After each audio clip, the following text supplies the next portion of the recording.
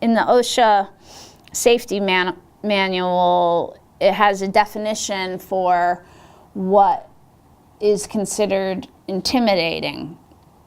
Now, and here they use the phrase a hostile environment, which for anyone who practices in what Wigdor LLP does, which is hostile environment discrimination cases, that's a loaded phrase right there, because the word hostile, as used in anti-discrimination laws, is not the way that just the average person would consider the use of hostile. So for anti-discrimination laws, you have to have an environment where the conduct is considered sufficiently severe or of such a repetitive and consistent nature that it's considered pervasive.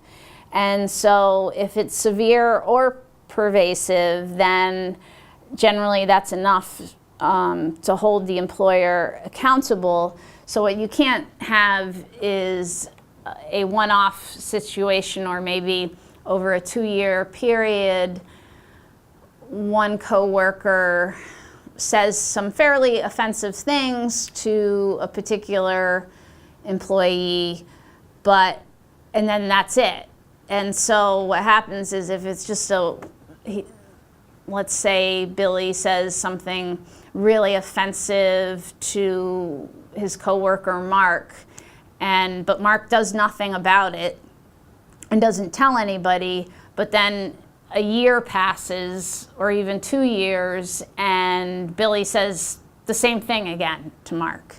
The way the anti-discrimination laws have been interpreted, unless it was a serious threat of violence, like as if Billy put a noose over Mark's desk or something like that, it's not going to be enough to create what's considered a hostile environment as that phrase is interpreted by courts.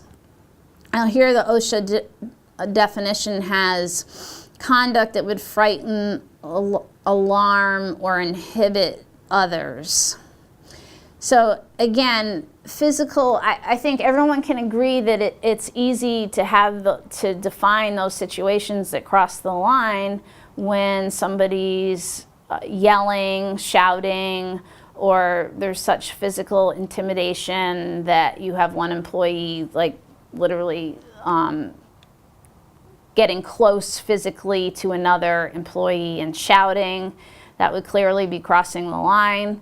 I mean, in most states, potentially the employee who's getting yelled at would have potential assault claims against the coworker, but that an employer wouldn't want to have to resort to a coworker filing criminal charges against another coworker, and it would be a lot better if the employer had something written down and in place already that the employee could go to HR and say, you know, Billy just threatened me. He threatened me with, you know, potential physical harm. He said he might hit me if I do such and such, and that the employer has in place already a protocol that Billy is going to have to report to HR, and 2 or 3 people are going to review the situation,